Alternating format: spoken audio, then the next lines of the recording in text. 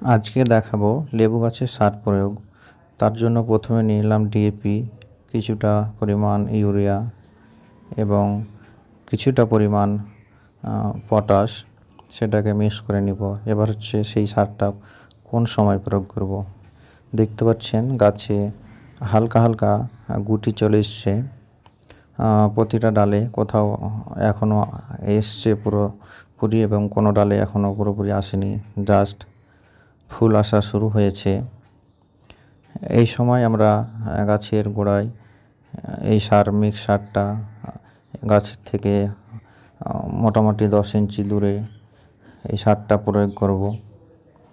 এই সারটা আমরা আগে থেকে দেব না, কেননা গাছে আগে থেকে সার বেশি দিলে ফুল সেভাবে আসে না, গাছের পাতায় ভর্তি হয়ে যায়। তার জন্য তার আগে সেভাবে লেবুর গাছে কোনো খাবার দেওয়া হয় না এবং গাছে সেভাবে জল দেওয়া হয় না। এই সময় এখন সার প্রয়োগের সঠিক সময়।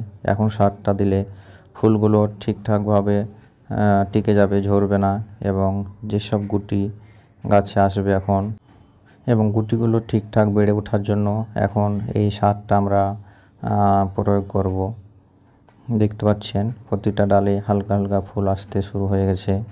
এখন গুটিগুলো ঠিকঠাক যেন হয়, তার জন্য আমরা গাছ থেকে 10 ইঞ্চি দূরে এখন এভাবে খুঁড়ে সারটা আমরা প্রয়োগ করে দেব।